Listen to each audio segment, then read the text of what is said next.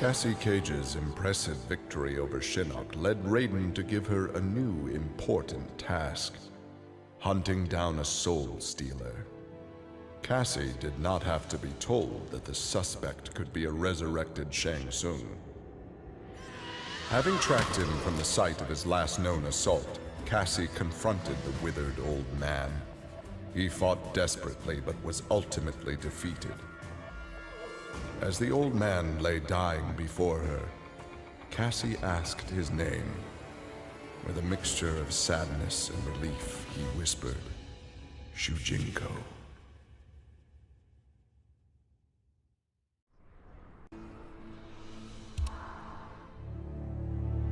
With Shinnok defeated, Takeda and his father set out to find his mother's killer, a member of the Red Dragon clan. Special Forces tech enabled Takeda to locate the clan's base and disguise himself and Kenshi as they infiltrated their ranks. Deep within the mountain stronghold, Takeda discovered an actual dragon, a prisoner of the clan. The creature used its magic to divine the murderer's name, then transport Takeda and Kenshi to a faraway cave. There they discovered a man encased in a stalagmite. The dragon had said this man would also have reason to confront Su Qin's killer. Takeda began to free him.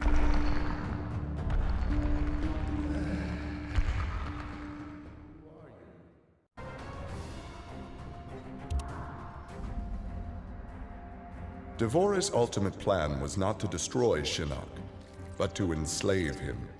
She implanted larvae, her young, in his body to gestate.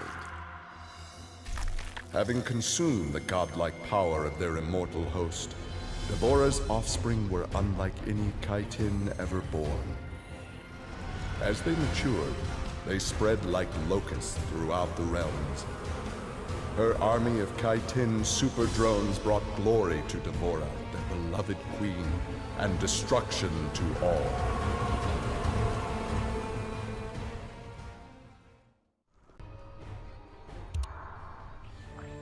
Alone once more, Ermac searched the labyrinthine corridors of Shao Kahn's old fortress, searching for the source of a faint voice calling to him. Suddenly, a wisp of dust brushed his chest, wrenching free one of his many souls. The dust took the form of a man who began to consume soul after soul. As the weakened Ermac stared helplessly, he recognized the mysterious figure. The sorcerer Shang Tsung, returned from death.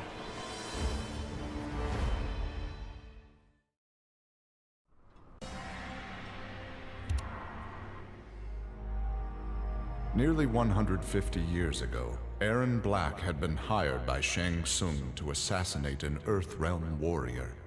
In return, Shang had slowed Black's aging process. He could therefore afford to be patient. If an employer wanted someone dead, they would be in time.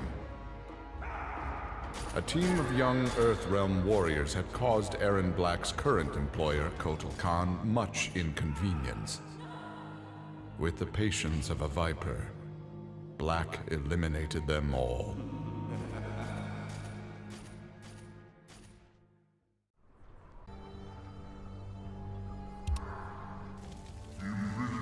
For many years, Farah and Tor were a symbiotic pair, as is natural with their species. But that bond was broken when Farah came of age and began the Great Transformation. Farah Tor returned to the Tarkatan Wastes, where Farah began her metamorphosis. The process took an agonizing 3 outworld years, during which time Tor withered and died. Now a brute, Farah will be chosen by a rider. A new symbiotic pairing will be forged, and new battles will be won.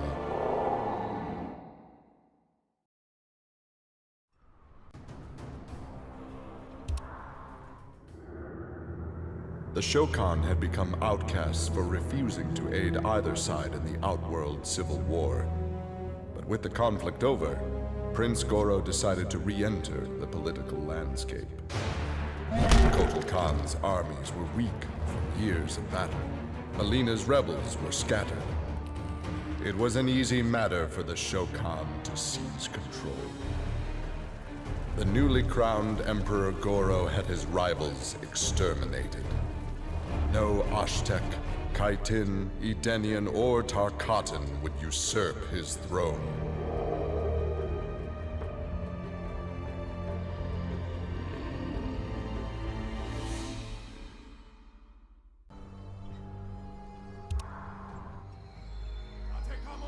After his incursion into Earthrealm, Kotal Khan had become a prime target of Special Forces surveillance. Jackie Briggs was assigned to monitor his activity. Jackie followed Kotal Khan to an equatorial jungle, where he entered a hidden pyramid. Inside, he retrieved a glowing crystal skull. Jackie attacked the Emperor and raced away with the object. Jackie was praised for her work, but couldn't help thinking her interference was what Kotal Khan had wanted all along.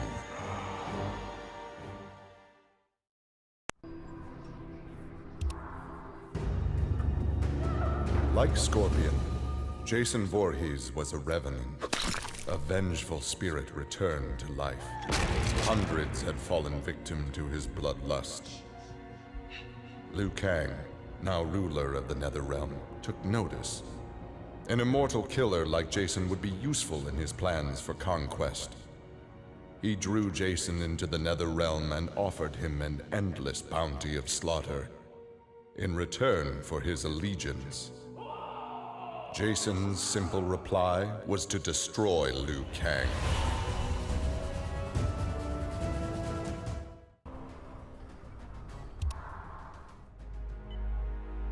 After Shinnok's fall, the hospitalized Johnny Cage asked Jax to fill in as leader of his squad.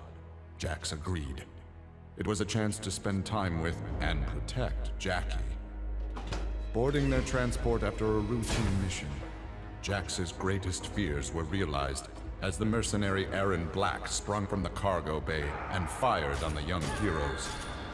Fortunately for Jackie and her company, Jax's quick reflexes and bulletproof arms deflected the assassin's rounds. Jax quickly subdued Black, then slipped into shock as a red stain engulfed his chest.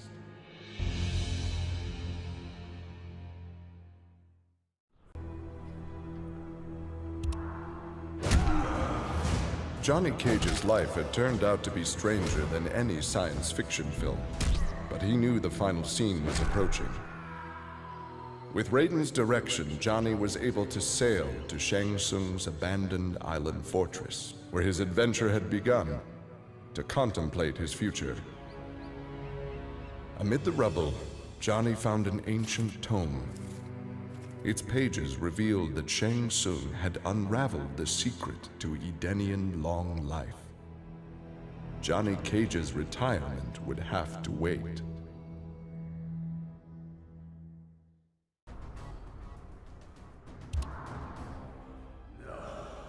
Kano had always been a survivor, but even he would one day succumb to fate.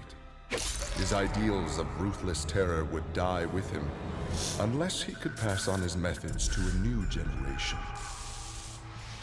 Combat, weapons, high-tech sabotage, torture, all would be part of the curriculum. But before his students could learn his techniques, Kano would beat the weakness out of them. They would understand, or die trying. Kano's first pupil? His own son. Class was now in session.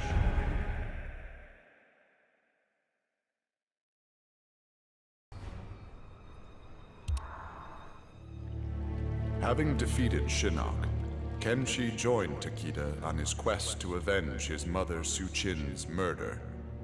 Their travels took them to a cave where he and Takeda freed a man, Taven, encased in a stalagmite.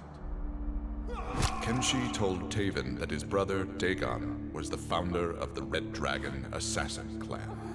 Dagon had not only murdered Suchin, but his and Taven's parents as well. Together, Kenshi, Takeda, and Taven lay siege to the Red Dragon base. Dagon fell victim to Kenshi's rage. Suchin's murder had been avenged.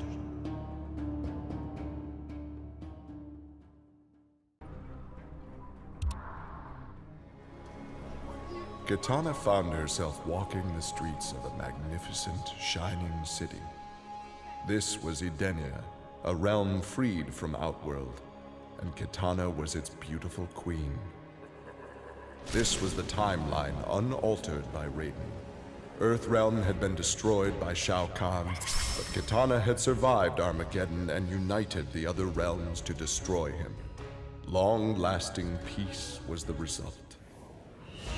Kitana awoke from this vision to find herself in the Nether Realm. She was not the queen of Edenia, but a revenant of hell, and she hated Raiden for it.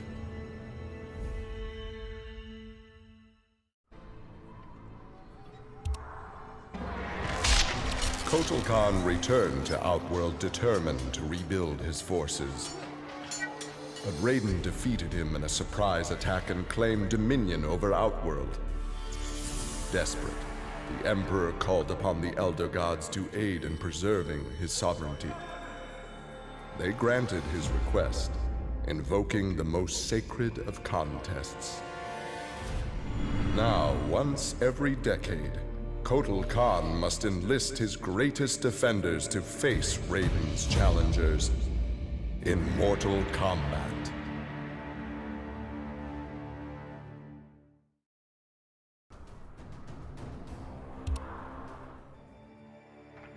For his role in saving Earthrealm, Kung Jin's family created a statue in his likeness for inclusion in Raiden's revered collection.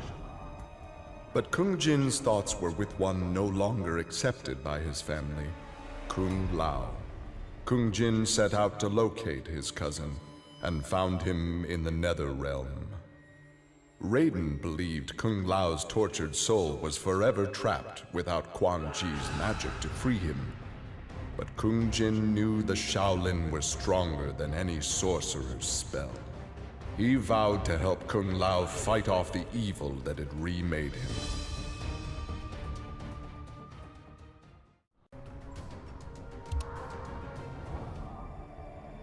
After Shinnok's defeat, Kung Lao found himself trapped in the Nether Realm, his soul corrupted by Quan Chi's dark magic. There he would have remained but for the aid of his cousin Kung Jin. Together, their Shaolin strength repelled the evil sufficiently enough for Kung Lao to escape that dark realm and control his inner demons. Compromised but not lost, Kung Lao now exists as an agent of vengeance. He will show evil no mercy.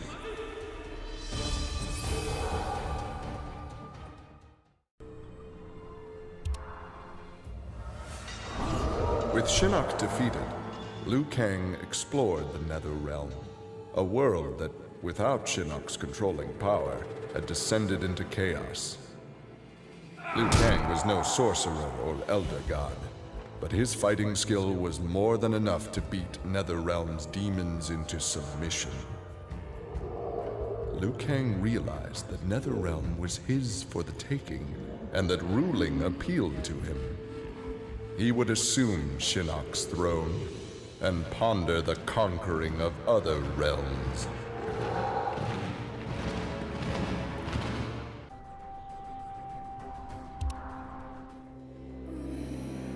Overcome with exertion, Mileena collapsed and felt her soul gliding through the ether. She awoke in an incubation chamber. Nearby were countless others, each containing an exact copy of her. Mileena found she could read each being's mind and they hers.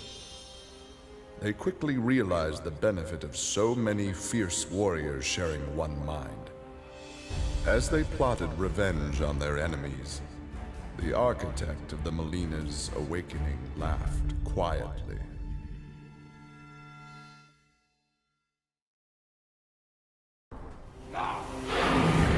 alien tore through Shinnok's flesh, reducing him to a bloody pulp. The creature then returned to its nest in Outworld. It continued to venture forth looking for suitable hosts for use in establishing a new hive. The alien found more than a few intriguing species and dragged them back to its lair.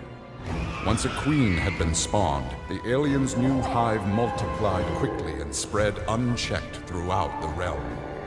Emperor Kotal Khan attempted to save Outworld in a desperate final attack on the alien's main nesting ground.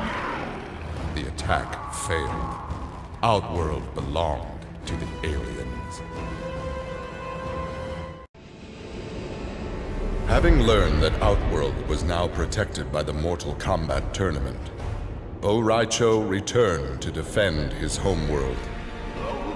He was no friend of Kotal Khan, but no realm deserved subjugation. Bo' Rai Cho began training Outworld warriors for the fight to come. With Bo' Rai Cho's fighting skills and leadership, Outworld repelled the Earth Realm aggressors. His former friend Raiden had been denied. Leatherface had cut down the old man in the strange outfit. Maybe now that he was dead, the pretty yellow-haired gum-chewing girl would notice Leatherface. Putting on his fanciest mask, Leatherface found the army camp where the pretty girl could be found most days. He had to cut through a few guards and more than a few of her friends to get to her, but it was worth it. He pulled out the old man's face, which he'd saved for the girl as a present. The girl didn't want the present, and she wasn't being nice. So Leatherface chopped her into tiny pieces for Drayton to use in his chili. He then took off his mask and set to work on the girl's face. If she wasn't going to be his girlfriend, she could be his in other ways.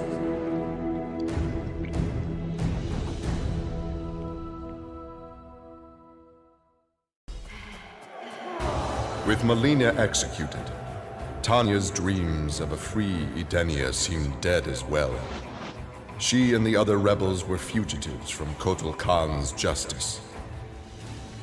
Her fellow Edenian, Rain, had proved a powerful ally and a satisfactory consort, but he had become useless to her. In exchange for leniency, Tanya informed the Khan of Rain's whereabouts. Imprisoned, but alive, Tanya's plotting began anew.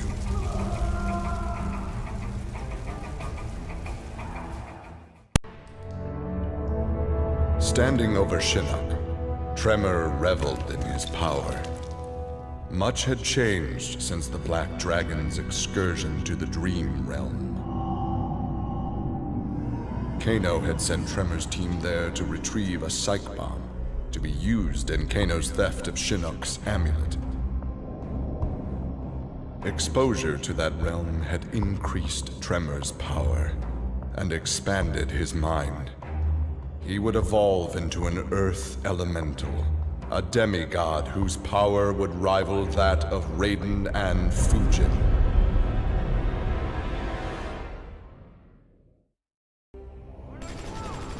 After destroying Shinnok, Triborg turned his attention to the Special Forces. General Blade and the others fought valiantly, but their human weaknesses led to their inevitable defeat. Now with access to the SF computer network, Triborg used it to interface with the Lin Kuei storage drives from which he was spawned. He saved the brainwave data of dozens of his Lin Kuei brothers and sisters to the SF servers. The SF laboratories provided the materials necessary for Triborg to create cybernetic bodies for each one. Soon the downloads were complete. The Cyber Lin Kuei had been reformed. But because Sub-Zero had forever sullied the clan's name, Triborg decided to begin anew. He would henceforth be known as the leader of the deadliest clan in all the realms, the Takunin.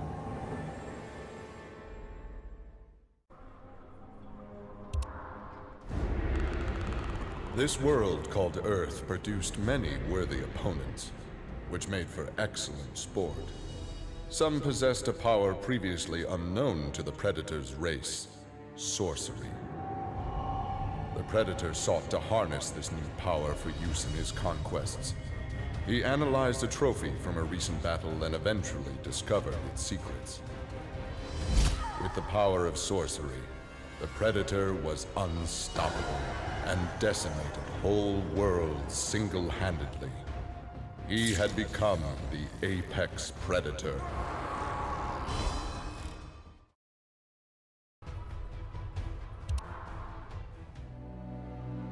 Quan Chi had long been a servant of Shinnok. His role in freeing him from imprisonment had not gone unnoticed by the Elder Gods. Shinnok was no longer a threat, but Quan Chi's actions had given rise to a new power. After much deliberation, the Elder Gods contrived a plan to rebalance this power before it grew further.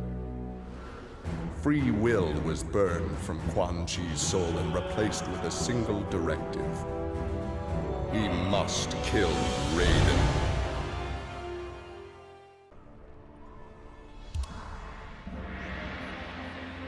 After millennia of fending off Earthrealm's enemies, Raiden began to wonder if defense was the best path to peace.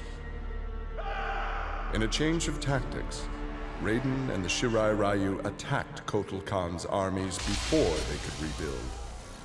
They decimated the Emperor's forces, leaving Outworld at their mercy. The victorious Raiden claimed dominion over Outworld. The first of many threats to Earthrealm had been removed.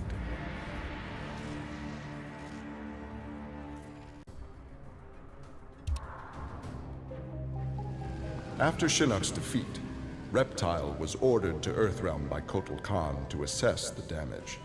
Such intel could prove useful in future conflicts.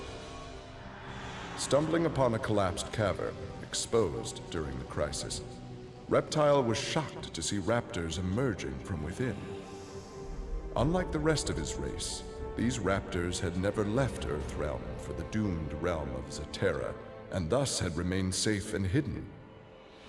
Alone no more, Reptile vowed to remain with his rediscovered people and reclaim their Earthrealm homeland.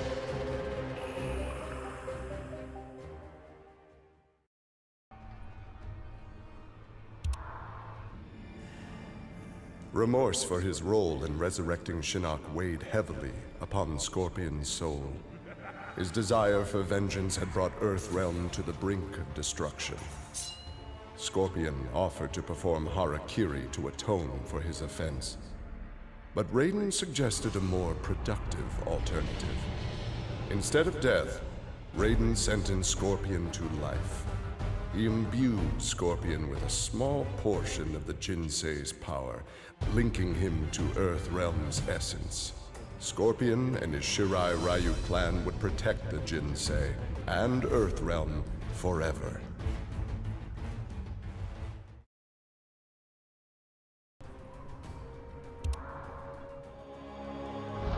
Earthrealm belonged to Shinnok. It became the staging area from which he would finish his war on the Elder Gods, which began eons ago. The Elder Gods had lied to the denizens of the realms. They were not individual beings, but merely parts of a greater collective known as the One Being. Shinnok would merge the realms and awaken him. Whole once more, the One Being devoured the Elder Gods. Shinnok watched with satisfaction. This reality had finally come to an end.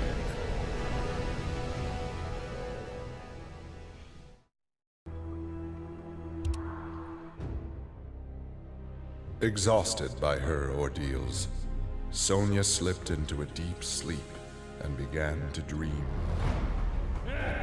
Kano held Jax and Cassie hostage. He made Sonya choose who would live and who would die. Seeing no way to free them both, she chose Cassie and screamed as Kano killed Jax before her eyes. Still screaming, she was awoken by Johnny. He had horrific news. Jax was dead by an assassin's bullet.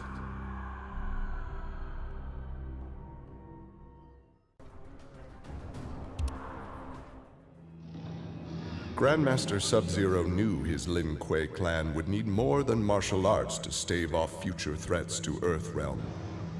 In the frozen reaches of Outworld, he found the answer. A female frost dragon with a clutch of eggs.